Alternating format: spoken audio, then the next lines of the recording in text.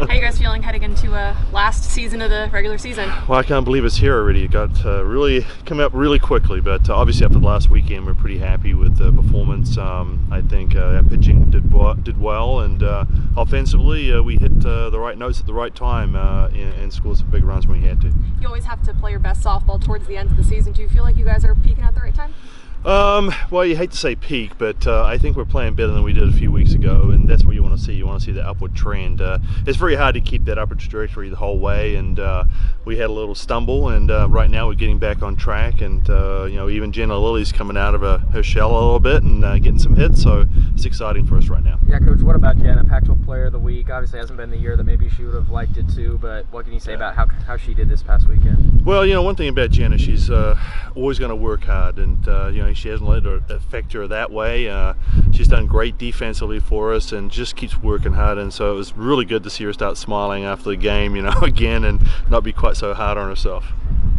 What about Maggie, National Pitcher of the Week as well? What can you say about her performance over the weekend? Yeah, exactly. I mean, she's had her own struggles, with the strike zone just a little bit, but again, she's another kid that's worked hard. We went back in the bullpen last week, figured out some stuff, and she bought into it, and so it's always good to see when they buy in and they get the success they need, and that builds the trust in the relationship, I think, between pitching coach and pitcher and catcher, and I think that's helping us, go through that adversity now, and hopefully get to the postseason. She's going to be rocking and rolling.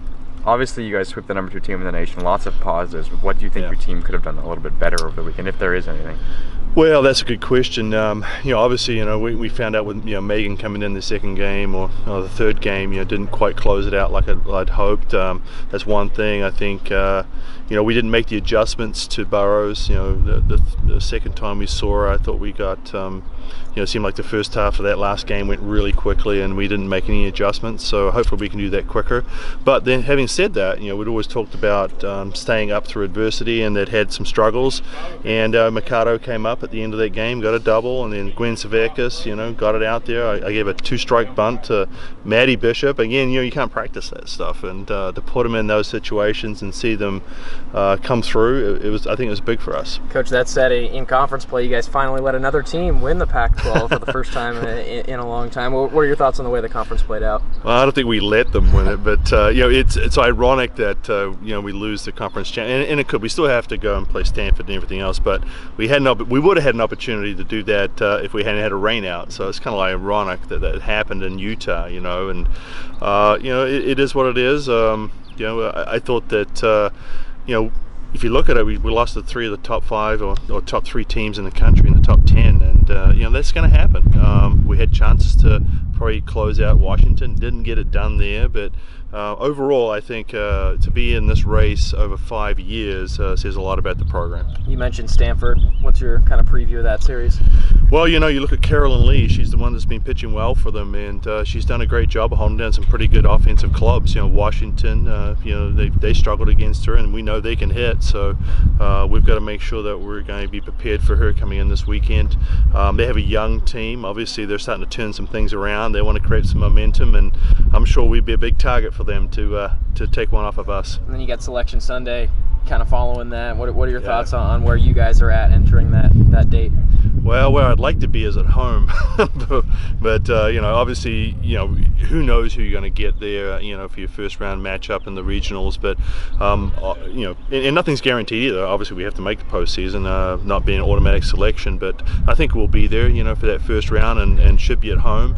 So it's going to be fun. Obviously, the Jane was rocking last weekend with 2,500 fans here. That was just a great environment, and hopefully we can bring that to the next part of the matchup here in the next series. How hard are your pitchers making it on you right now to figure out who to roll out at any given time? How hard are they making it? Yeah. Well, I think Megan Kleist has deserved the starting role, and she's the one that's come out as the #1 overall so far, just the way she's throwing the ball. But right now I don't think she's going to be that reliever type pitcher for us. That's going to be between Maggie and Miranda, and they're 2 different type pitchers. They throw extremely hard. Like I said, I think Miranda's pitching better week in and week out, getting stronger, and Maggie's back to where she is. So I've got some great choices and options, and that's what you want as a coach. For Jenna, is there something specifically she's done, or is she just due? Well, I think she's just due, and maybe just putting it down at 9 and just saying, hey, and I had a word with Jenna, and I said, look, Jenna, whatever you give us as a hitter right now, it's going to be a bonus. I mean, you keep playing the defense you are, you keep working hard, things will turn around, and hopefully that's the start of it right there. She hit the ball well on the weekend. I think she had 7 hits, I think, right over 3 games, and boy, if she continues to do that, it's just a bonus. It's a great thing for us. The team coming off a sweep with the number 2 team in the nation. Now you're going down to Stanford to close out the regular season. How do you keep the team focused after such a big weekend, even though there's still some games left? Well, I think what it is we don't want to lose the momentum we've got. This team knows about momentum. And we preach it all the time. And if you start playing down, and lose a couple of games at Stanford, you're going to have to rebuild in a hurry, especially going into the postseason. So we know we need to get momentum. We need to continue doing the little things that we preach all the time.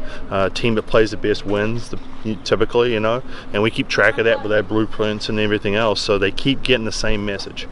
This series is very important because you don't want to beat the number 2 team in the country, then lose an unranked team. That's not going to work well for us. Do you still mention at all the teams? What was it, 3-4 years ago against Arizona State? Was it the last weekend where you tried to take your foot off the gas and give them a break a little bit and then pitch you in the butt? Do you still use that as an example at all? Yeah, we certainly can, and there's a lot of other people. If you look at again, Washington probably took their foot off the gas last weekend, and they had a tough time.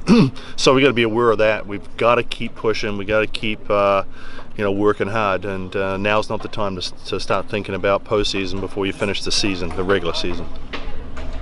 Thanks, Coach. Great. Thanks, Mike. Thanks, Coach.